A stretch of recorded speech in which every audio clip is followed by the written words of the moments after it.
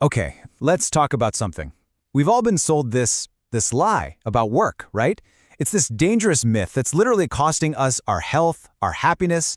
So today, we're going to tear that whole thing down. We're talking about the myth of productive suffering. Let's dive in. So this really is the big question, isn't it?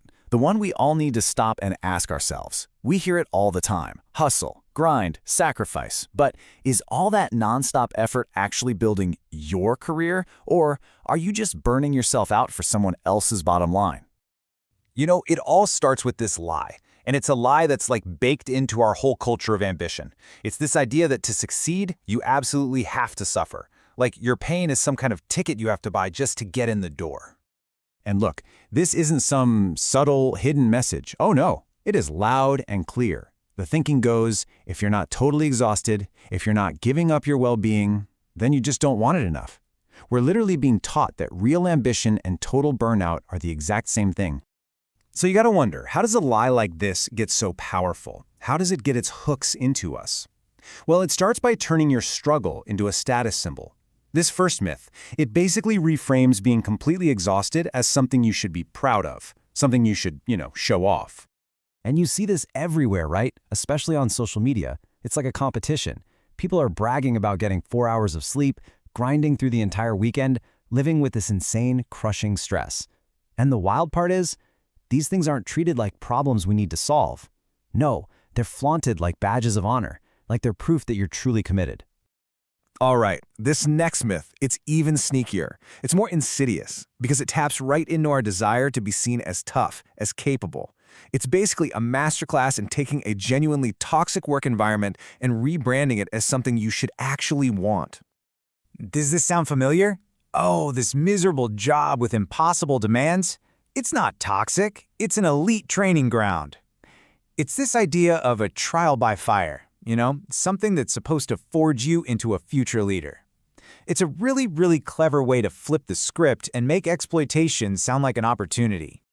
Okay, so we've looked at the myths, we've seen how suffering gets dressed up to look like a virtue, but now let's talk about the reality. Let's pull back the curtain. Because behind all that glorification is a really dangerous psychological trap, and it has very, very real consequences for both your health and your career. And this right here, this breaks down that tricky language perfectly. Look at the difference. What they call an elite training ground is, well, it's just a toxic work environment. What they try to sell you as productive suffering is actually self-destructive behavior. And that so-called passion they want from you, more often than not, it's just constant damaging stress.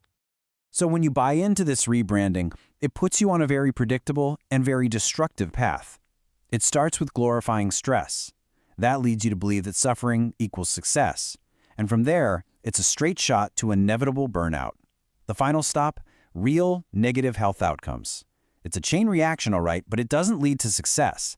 It leads to getting sick. And that brings us right back to the most important point. This question, it just cuts through all the noise, doesn't it?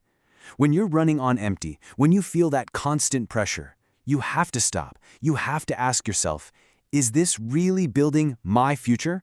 Or am I just trading my health for someone else's profit? So what do? What's the alternative?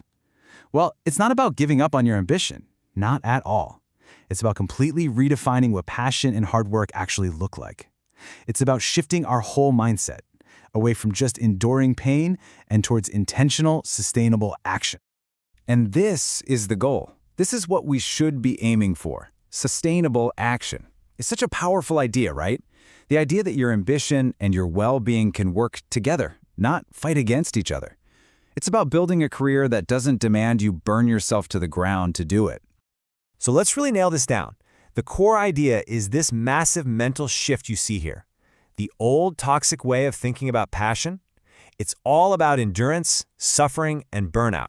But the new, healthier way, it's all about sustainability, real growth, and your well-being. It's a total rethink of what it even means to be an ambitious person. And that really leaves us with one last thing to think about. Because look, there's no single answer here. It's not one size fits all. So I want you to take a second and really ask yourself, what does sustainable passion actually look like for you? In your life, in your career, what would have to change for you to get there?